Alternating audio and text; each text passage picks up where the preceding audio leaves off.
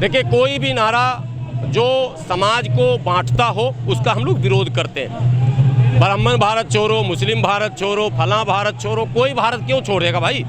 भारत 1947 के बाद, संविधान लागू होने के बाद, 1950 के बाद भारत के समस्त नागरिक संविधान की दृष्टि में भारतीय हैं, एक हैं। सबको समान अवसर मिलना चाहिए, समान अधिकार मिलना चाहिए। सबको राजनीति में और दुनिया के, भारत के तमाम तरक्की के मामलों में जो भी सरकार योजनाएं बनाती है उसमें बराबर का अधिकार मिलना चाहिए। अगड़ा हो, पिछड़ा हो, बैकवर्ड हो, फॉरवर्ड हो, मुस्लिम हो, हिंदू हो, सिख हो, ये मतलब नहीं बनता।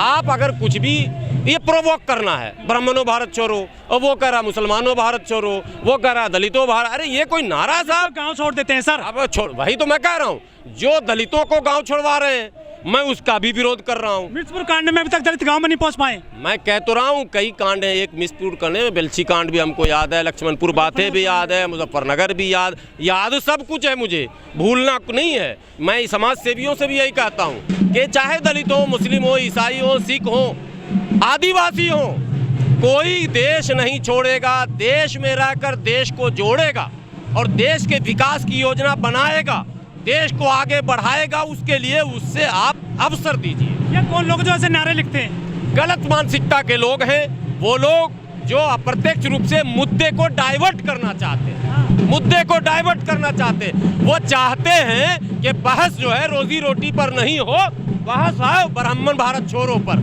ये हो सकता है उनकी भी एक चाल होगी।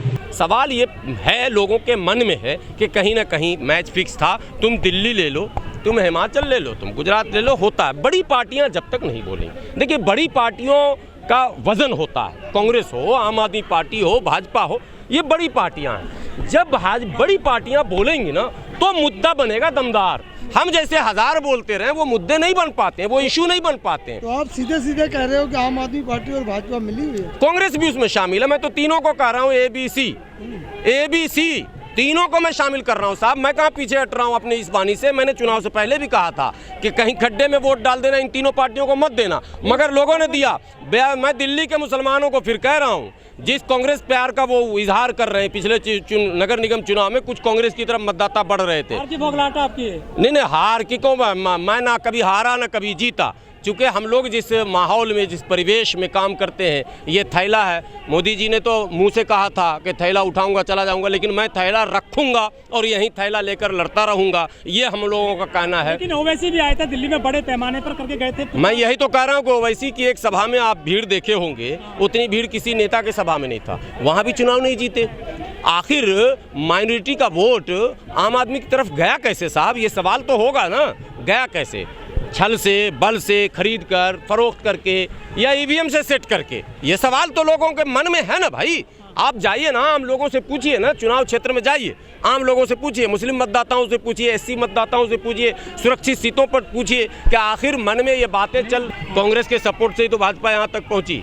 आज आप राम मंदिर बनाने का श्रेय देते हैं भाजपा को, लेकिन उस बाबरी मस्जिद राम मंदिर में मूर्ति रखना कांग्रेस का काम, ताला लगवाना कांग्रेस का काम, ताला खुलवाना कांग्रेस का काम, शिलान्यास करवाना कांग्रेस का काम, उस मस्जिद को ध्वस्त करवाना, सब काम तो कांग्रेस ने किया। तो आप कह रहे भाजपा का साथ दे रहे, भाजपा के तो पहले भी साथ दे रही थी। आप आज यूनिफॉर्म सिविल गार्ड, सारा काम कांग्रेस ने किया। अगर वो मस्जिद टूटी न रहती, सुप्रीम कोर्ट फैसला ही नहीं देता, वो अटका रह जाता। ये मैं कह रहा हूँ आपको, नहीं होता संभव। कांग्रेस ने मार्ग प्रशस्त किया है। और एक बात बताओ, आज यूनिफॉर्म सिविल कोड की आप बात कर रहे हो, कांग्रेस ने पहले ही मसौदा लाया है। कांग्रेस सब कुछ कर चुकी है। जिस CA पर आप बहस कर रहे हो, जिस NRC पर आप बहस कर रहे हो, 1985 में राजीव गांधी ने लाया था। आसाम में सबसे पहले जब आसाम अकॉर्ड साइन हुआ था तो राजीव गांधी और जो आसाम गण परिषद नहीं, वो छात्र का जो संघ था, उससे इनका एग्रीमेंट हुआ था। तो ये दोनों तो भाई भाई हैं, मौसेरे भाई कह लो, मैं तो सगा भाई कहता हूँ। लोग कहते हैं चचेरे, वो भी भतीजा हैं, चाचा चोर भतीजा पाजी। बीच में हम लोग सब जनता भी हो रही है इसी पर राजी। तो क्या करेंगे मुल्ला काजी?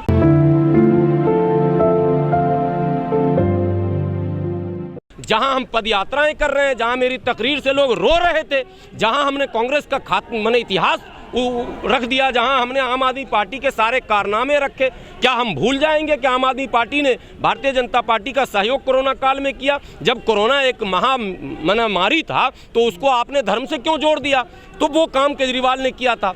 तो हम लोगों ने ये सारी बातें रखी, समझाई, उसके बाद हमें वोट है 800 और आम आदमी पार्टी जीतता है 8000 वोट से।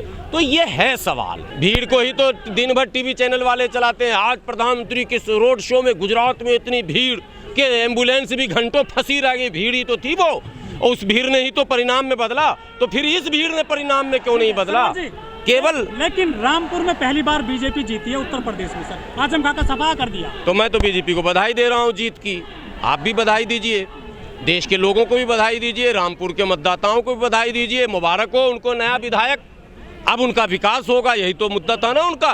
बीजेपी कह रही थी पसमानदा मुसलमानों को जोड़ेंगे। चुनाव से पहले उसी रामपुर में एक रैली भी हुई थी पसमानदा की, जिसमें उप मुख्यमंत्री भी शामिल हुए थे, ब्रजेश पाठक जी।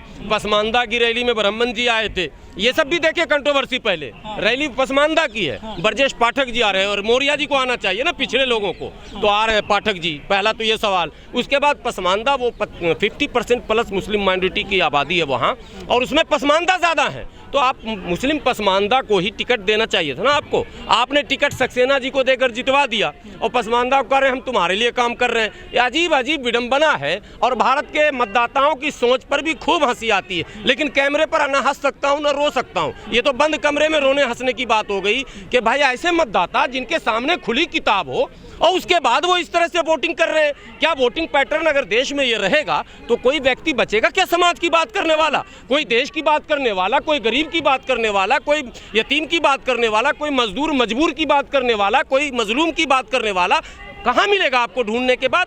जब इस तरह की माइंडसेट आपका बनेगा, ऐसा पैटर्न आप वोटिंग का बनाएंगे, जहां खून पसीना हम एक कर देते, जहां रात के 12-12 बजे तक हम लोगों को समझा रहे हैं, वहां हमें 400-800 वोट मिलेंगे, और वो आदमी हेलीकॉप्टर से आया और एक बार ऊ किया और चुनाव जीत के चला गया। क्या मतलब है भाई? हमको लग रहा है कि देश मोदी जी के मन की बात पर भरोसा कर रहा है, इसीलिए वोट का जो ये तरीका है, तो अब मन की बात उनका असर कर रहा है। लेकिन रामपुर में नवाबों से सत्ता चली गई सर। नवाब सत्ते में थे ही नहीं साहब।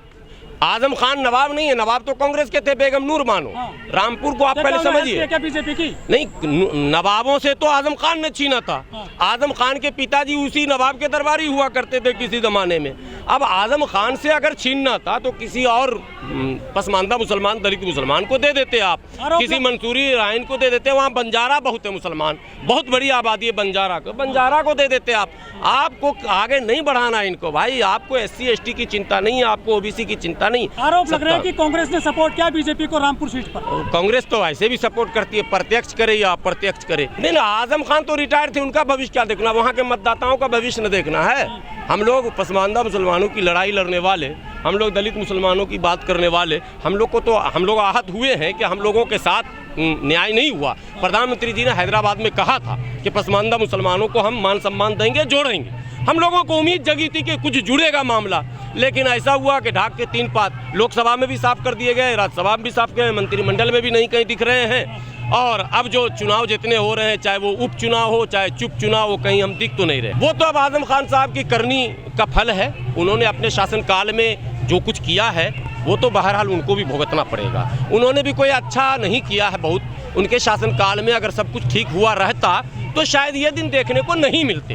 देखिए, जो कुछ हो रहा है देश में, पिछले तमाम शासकों की गलतियों का नतीजा है। अचानक मोदी जी आसमान से अवतार नहीं लिए हैं, अचानक अमित शाह जी नहीं आए और अचानक योगी जी भी नहीं आए। ये एक प्रक्रिया है। आप जब पहले गलती करेंगे, अविश्वास का वातावरण बनेगा। यही दिल्ली है, अन्ना आंदोलन हुआ था, करोड़ों लोग शामिल होने लगे। दिल्ली तो दिल्ली है, लोग यूपी से बिहार से आ रहे थे अन्ना जी के आंदोलन में शामिल होने, और अंतोगत्वा सत्ता खत्म, कांग्रेस का तख्ता पलट हो गया ना भाई। तो फिर आप इंतजार कीजिए। अभी मन की बात चल रही है, धन की भी बात चल रही है, कहीं कहीं तन की भी बात चल जाती है, लाठी डंडा भी चल जाता है। जिस दिन जनता को ये लग जाएगा पूरी तरह से कि नहीं, ये सरकार भी हमारे लिए कुछ नहीं कर रही है, तो फिर कोई दूसरा अन्ना आएगा, फिर कुछ होगा, फिर नई बात होगी, फिर धरने प्रदर्शन शुरू होंगे। और सुगबुगाहट है, ये अलग बात है कि खेमे में है, लेकिन सुगबुगाहट है साहब। योगी जी ने कह दिया कि जो महिलाओं को छेड़ेगा अगले चौराहे पर ढेर कर दिया जाएगा। इसमें तो हम समर्थन करते हैं उनको। ये तो अच्छी बात है, तो सारे शासकों को करना चाहिए। महिलाओं को कोई छेड़े, झूठ कोई बोले, चोरी करे, बलात्कार करे, लूटे, हत्या करे, इस तरह के के खिलाफ। अरे मैं कह रहा हूँ जो भी गलत चीज है, जिसको समाज स्वीकार नहीं करता, समाज जिसको अपराध मानता, गलत मानता, अगर सरकार उस पर सख्त होती है तो सरकार का समर्थन करना चाहिए। दल की भावना से नहीं, दिल की भावना से। हम किस दल में है ये मतलब नहीं। अगर मोदी जी भी सही काम करेंगे तो समर्थन करेंगे। मतलब योगी क्या?